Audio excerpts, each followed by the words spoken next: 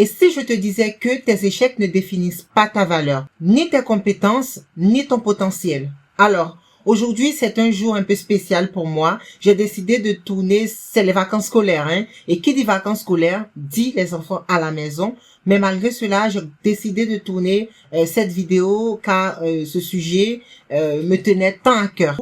Donc cette vidéo risque d'avoir beaucoup d'imperfections. Je vous prie de ne pas tenir compte de cela. Le plus important, c'est le message qui se cache derrière tous ces éléments extérieurs. Et je pense que ce message, il est très important. Je t'invite à rester avec moi jusqu'au bout afin de me donner ton avis et de me dire ce que toi aussi tu penses de ce sujet. Aujourd'hui, nous allons parler des échecs qui ne définissent finalement pas les compétences d'une personne.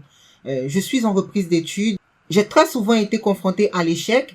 Et à chaque fois, c'est la même question ou c'est le même ressenti. C'est-à-dire, j'ai le sentiment que je suis nulle, que je ne suis pas capable ou encore que je ne suis pas à la hauteur. Quand j'ai repris mes études, ma première note a été chaotique, a été catastrophique, à tel point où pour l'annoncer à mon mari, j'étais obligée de rajouter 2 points sur la note tellement je ne l'assumais pas.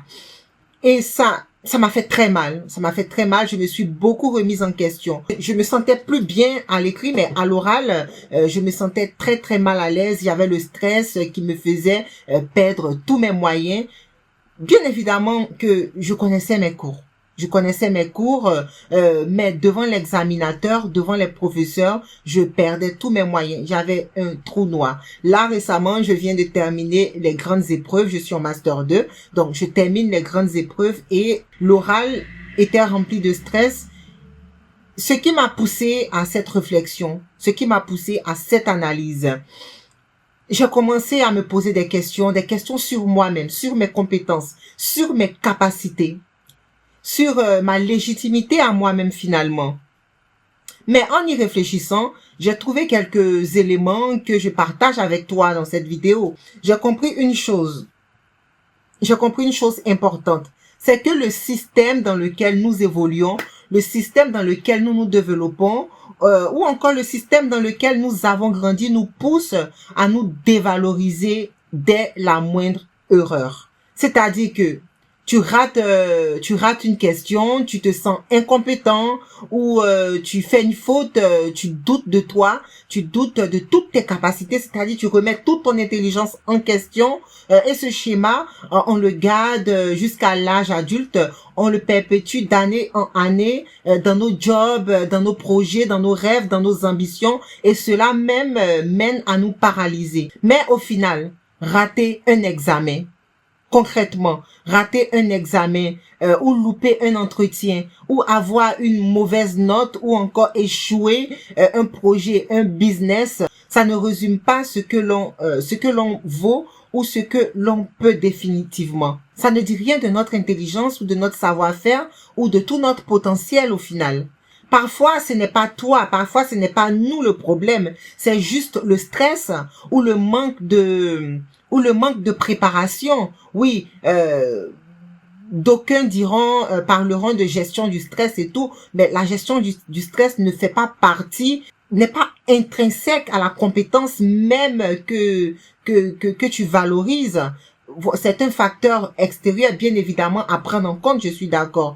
Ou cela peut dépendre aussi de l'environnement qui est défavorable. Tu peux être compétent dans ton domaine. Tu peux être compétent dans ton domaine. Tu peux être très brillant, très compétent dans ton domaine. Mais si tu n'as pas la bonne stratégie ou le bon cadre, tu ne pourras pas évoluer. Tu ne verras pas forcément de résultats.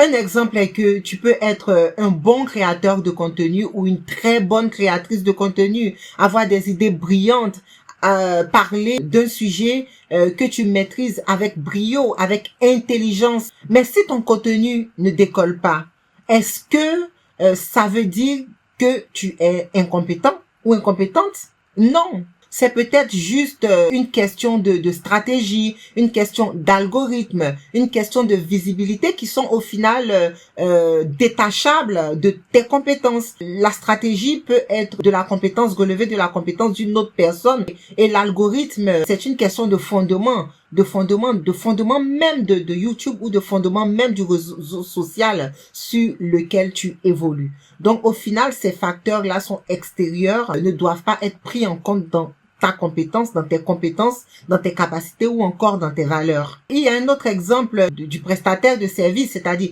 tu peux être un excellent prestataire de service ou encore un artisan avec beaucoup de compétences, mais si ton business ne marche pas, peut-être que ce n'est pas toi.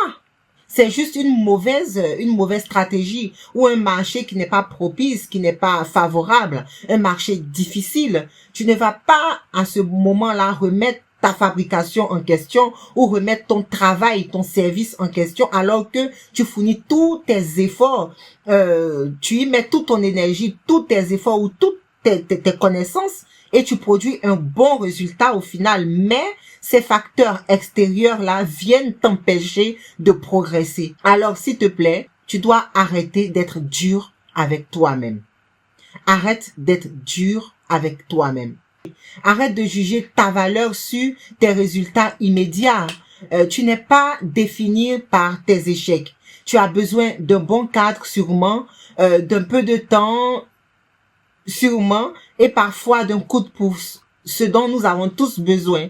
Alors, fais cette analyse de ton côté, reprends confiance et surtout, crois en tes capacités. Crois en ta capacité de réussir. Nous arrivons au thème de notre analyse, donc sache que tu vaux plus que ton dernier échec. Avec stratégie, comme on l'a dit, avec un coup de pouce, tu pourras aller loin. Alors, dis-moi en commentaire si toi aussi, tu t'es déjà senti nul, alors que au fond, tu savais que tu valais mieux que ça, ou encore tu avec toutes tes compétences pour y arriver. On se retrouve très vite sur Audace pour réussir pour une nouvelle vidéo. Je vous dis au revoir et à bientôt.